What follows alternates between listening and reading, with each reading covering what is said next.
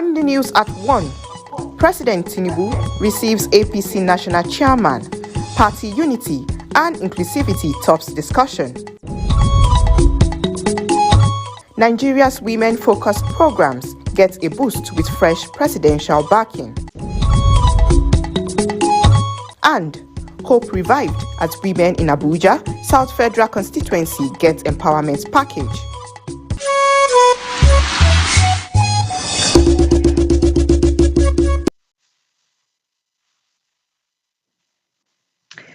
Good afternoon and welcome to the news at 1 on the Unity Station, NTA Channel 5, Abuja. I am Rabiat Shaib. Let's begin. The National Chairman of the All Progressive Congress, APC, Professor Netawe Yiwada, says the ruling party is striving hard to ensure inclusivity among party members, despite the growing population within the party. The National Chairman, in company of the President of the Senate, Godswill Akpabio, some high-ranking members of the National Assembly and some state governors met with President Bola Tinubu in the State House. Professor Yiwada revealed that the meeting was to update the president on the plans for the party's coming national convention. The party had recently constituted a 73-member Central Coordination Committee for its 2026 national convention, appointing Hope Uzodinma, the governor of Imo State and chairman of the Progressive Governors Forum, as chairman. The party's national chairman says efforts are on for a successful convention.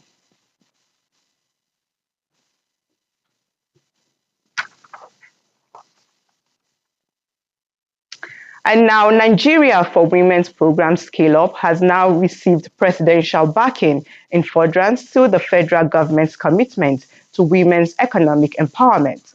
Ngozi Teknikio reports that Vice President Kashim Shettima, during the presidential launch of the program, reaffirms the strategic role of women in building a robust and vibrant economy. This crescendo formally takes the Nigeria for Women program scale up to a higher level of inclusivity, integrating both the federal and state government as well as development partners and key actors to expand the initial phase of the program to reach up to $50 million. Vice President Kashim Shettima is optimistic that no nation can progress when half of its population is relegated. Hence, the importance of empowering women as drivers of the economy in formal and informal sectors. We have made it clear that women are not an afterthought in our development story. They are its authors.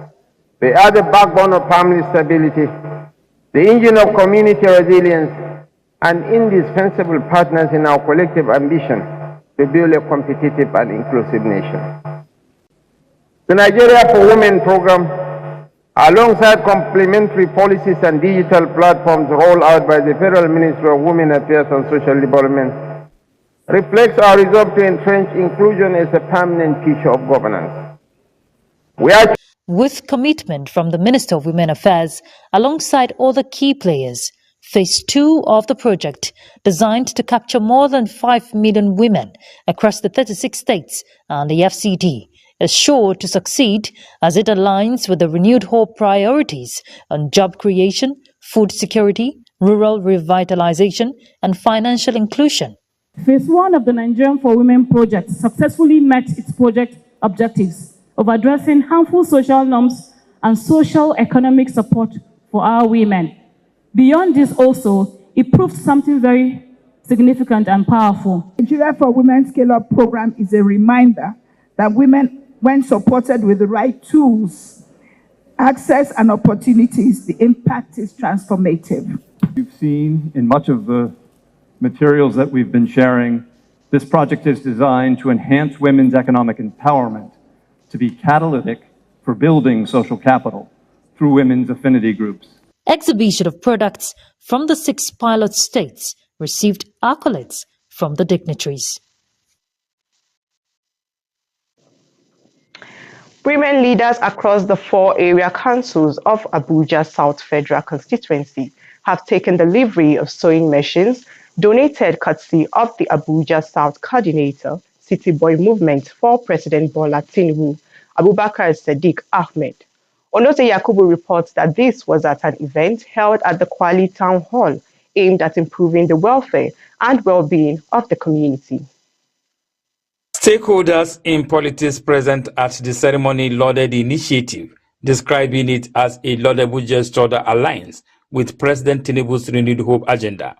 They urge other public-spirited individuals within the APC family to emulate this act of empowerment. Appreciating them by giving them a sewing machine so that they can go home as an empowerment that they will use it to train their children, they will use it to feed their family, they will also use it to campaign for the party. In the spirit of the renewed hope mantra of Mr. President, I think Abubakar Sadiq deserves all the commendation. He has given back what the party has given to him, and that demonstrates love for this party. When you do a good thing, we expect to have a good result in the return. So on that note, we're happy and we're appreciating TPS for his intervention for my movement 2027. The donation of no fewer than 50 sewing machines is seen as a significant step towards strengthening community ties and providing tangible support for women entrepreneurs to improve their livelihood. What TPL Sadiq has done, or he has been doing, is at least he has proven to the people that I am a product of a political party, which is the APC, the largest in Africa, and I'm coming back, having at least benefited from the party.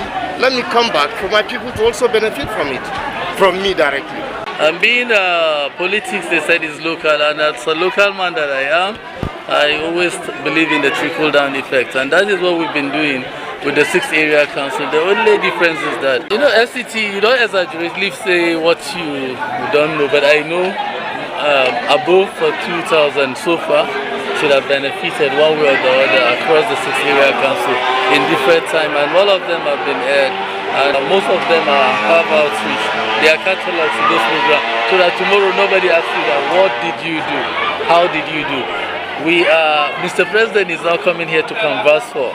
And thank God for the choice of Barrister Wilson Wike, because he has helped in doing things that might not be, as much as we don't share the same political party, but it was a wise decision to have him. The beneficiaries expressed joy and appreciation for the support, describing it as game-changing. Onoze Yakubu, NTA News.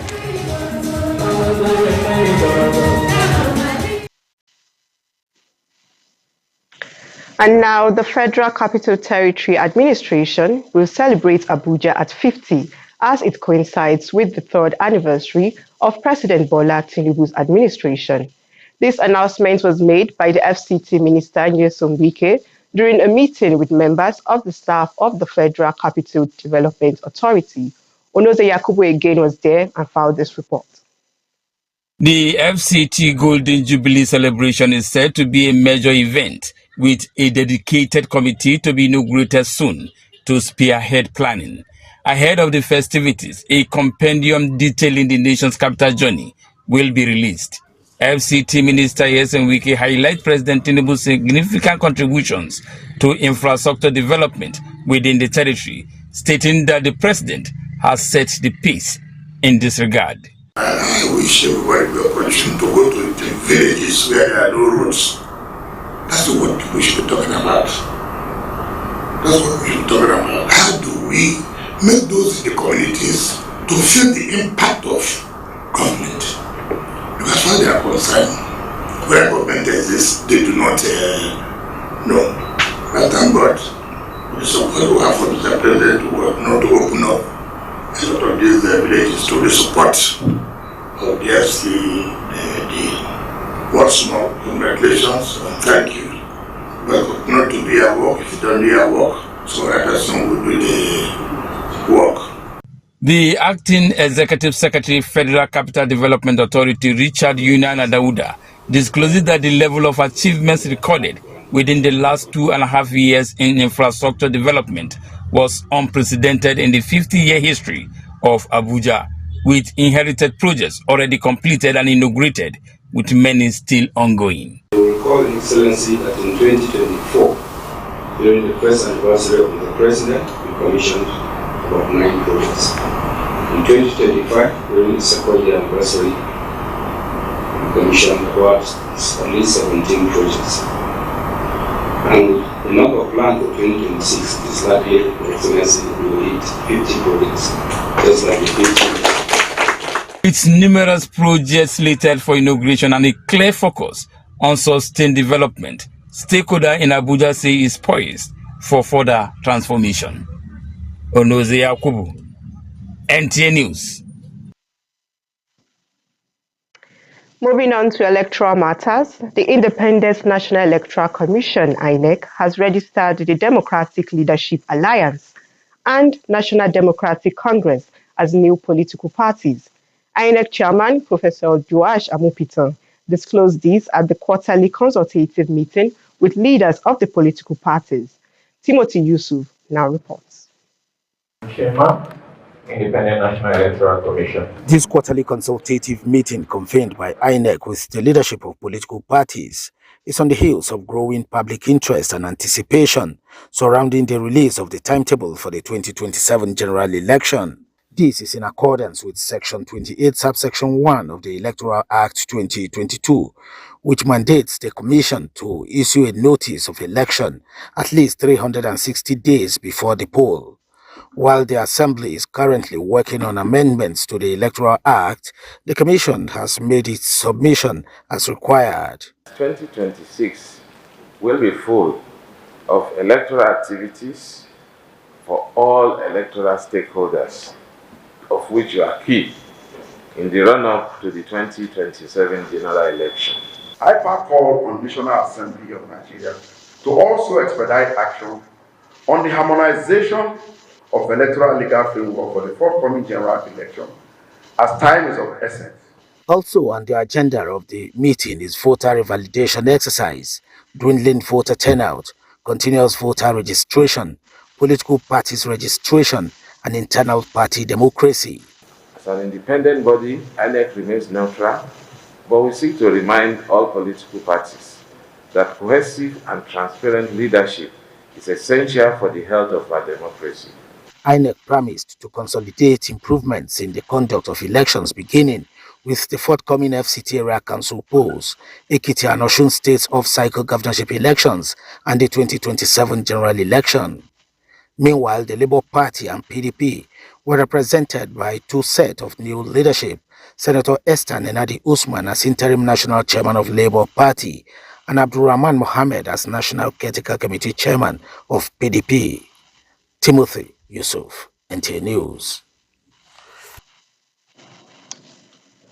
And now, in preparation for the February 21st FCT Area Council election, the Independent National Electoral Commission will be conducting a mock election in 289 polling units across the Federal Capital Territory tomorrow, Saturday, February 7th, 2026, from 8:30 a.m. to 2:30 p.m. Voters in the affected polling units are encouraged to turn out with their PVCs and take part in the mock election to help INEC fine-tune the process for the election. You're watching the news live at 1 on the Unity Station, NTA Channel 5 Abuja. We have more stories coming your way right after this break.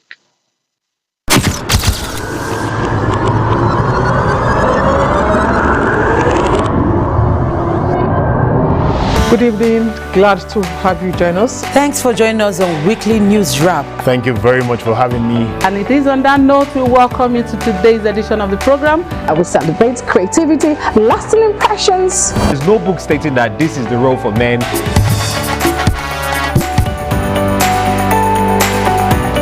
On the news. On the news at 7. The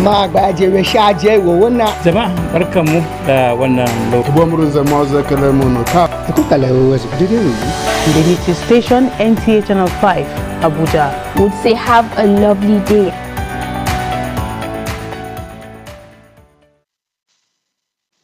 Glad to see you're still with us. Thank you for staying tuned. And now, giving back to the needy or less privileged is a profoundly rewarding and meaningful action that not only uplifts those who are experiencing hardship, but also fosters a sense of community and compassion among those who choose to lend their support. This was the main goal as the Majestic Germ organized a SDG 2.0, a zero hunger initiative set up to feed the needy and less privileged members of the society. Shamsuddin Usman now reports. Engaging in acts of generosity, whether through charitable donations, volunteering time, or offering resources, creates a positive impact that can transform lives and bring hope to individuals and families facing difficult circumstances.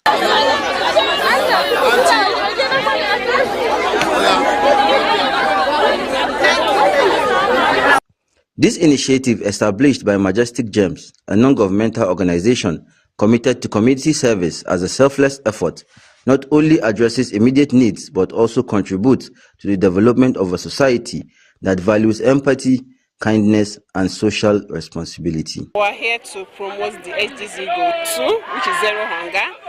The whole essence is for us to pull people out of hunger, all right? A lot of people are hungry, and when you are with empty stomach, what does that do for you?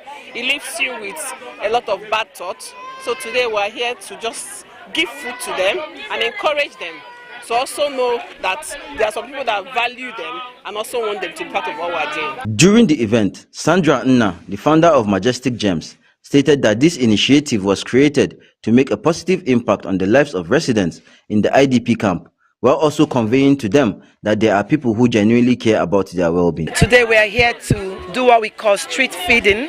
We want to feed the needy and support them in giving them something to eat. So it's about empowerment, it's about impact today, it's about feeding their stomach today. The event gathered members of the New Kuchigoro IDP camp who characterized it as an enjoyable experience and expressed gratitude to the members of Majestic Gem for taking time from their daily pursuits to engage with them. Actually, we're very glad as we see them here to support us, and we pray that may the Lord bless them and also support them also as they come here to support us, and we're very glad and we believe that our Lord will also develop them. Food and water was shared to members of the community as part of the Zero Hunger Initiative.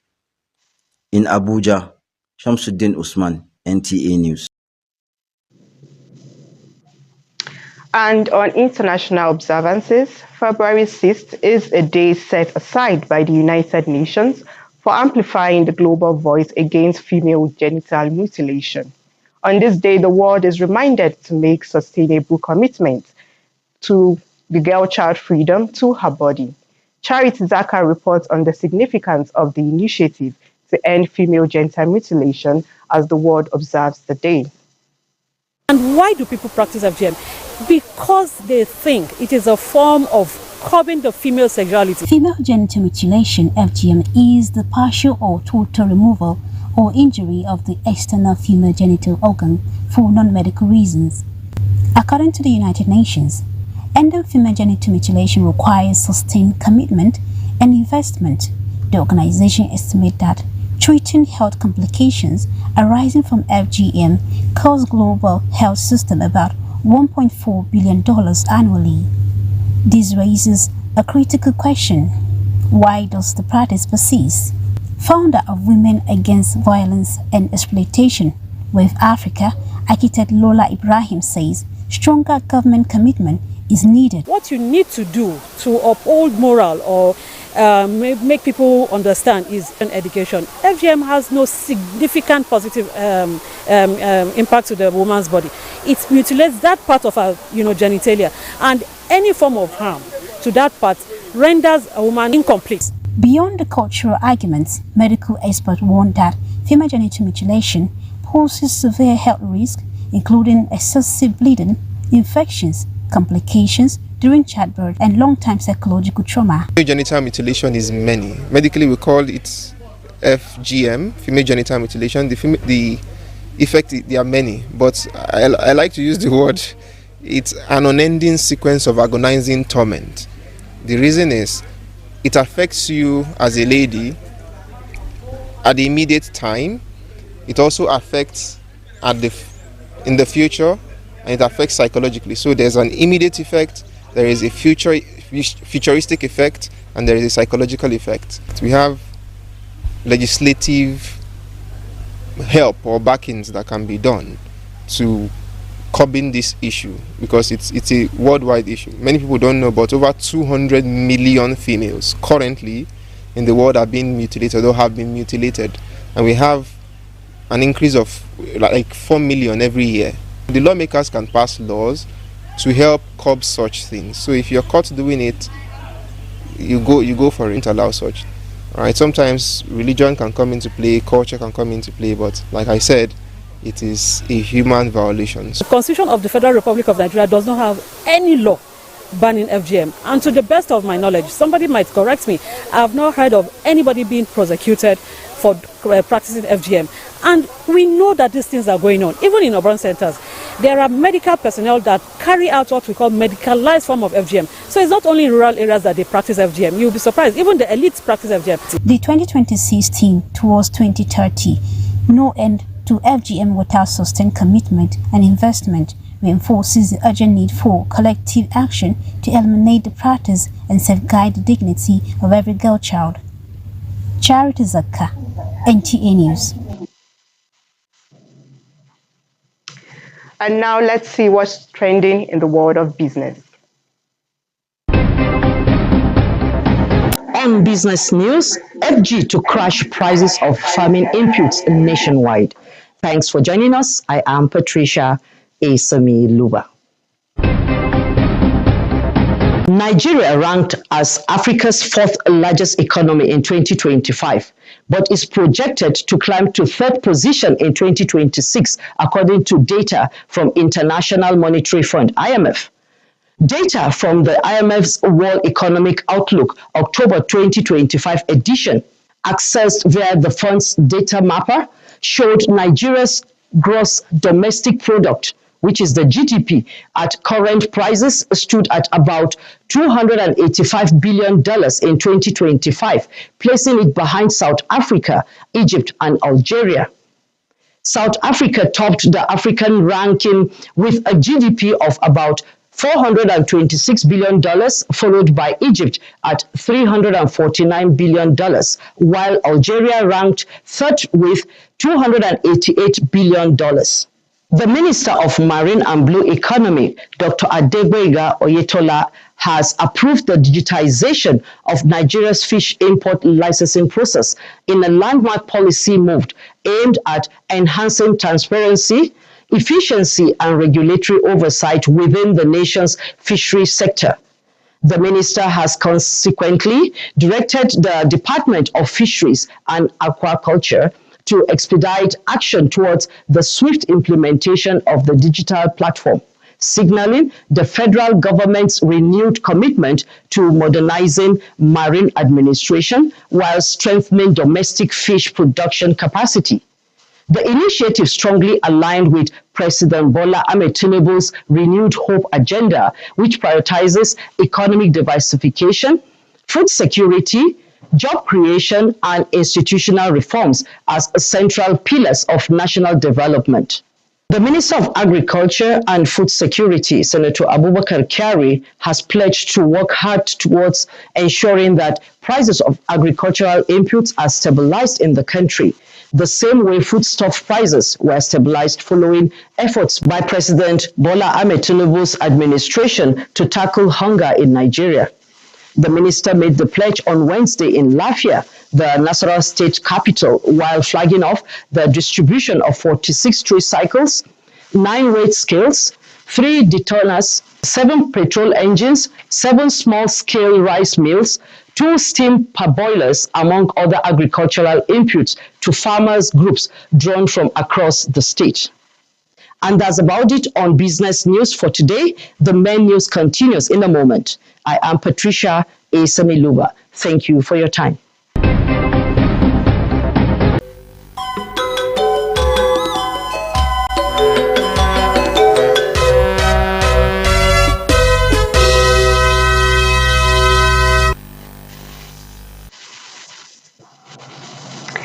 To promote all-round development of students, Prime Scholars School Abuja held its 11th biannual Inter-House Sports Competition with the theme Champions of Character. Ramatu Abdullahi captured the spectacular moments of the competition and now reports.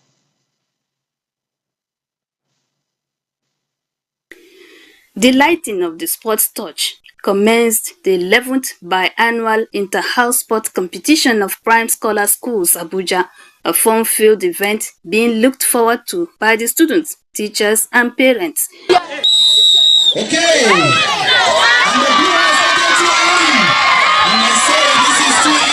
This year's event was no exception, as there were no dull moments. It was packed with colorful and exciting performances by the students. The march past showcased discipline, resilience, craftsmanship, and honor by the four houses.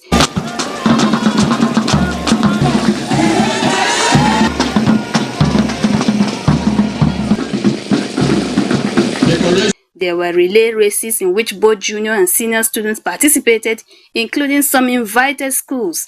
For those in the nursery section, it was time to test their smartness as they engaged in games like filling the basket, pass the ball, first to school, among others. The teachers and parents were also not left out in the race. Proprietress of the school, Wasila Titilayoshi, to express the school's commitment to developing talents through extracurricular activities. The students are doing very well. We even have more games than we used to have, and then we have more schools than we used to have, because we invited some schools to come over. To be good in academics, wonderful. To have good character, most wonderful.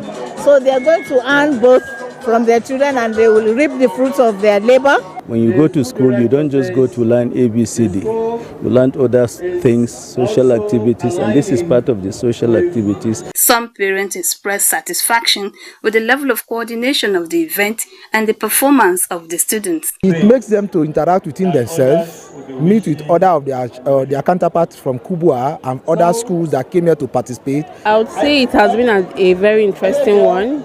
The children are having fun.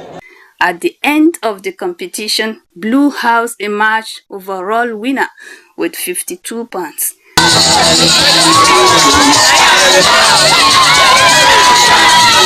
We are all happy. We are so happy. The feeling is incredible. Thank you.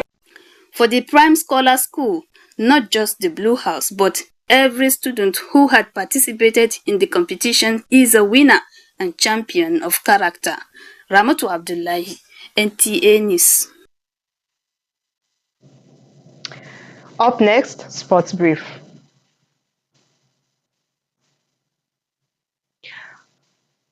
Okay, Sports Brief will come later in a subsequent bulletin, and that's the news at 1 on the Unity Station, NTA Channel 5 Abuja. Many thanks for staying tuned. I am Rabiat Shaib.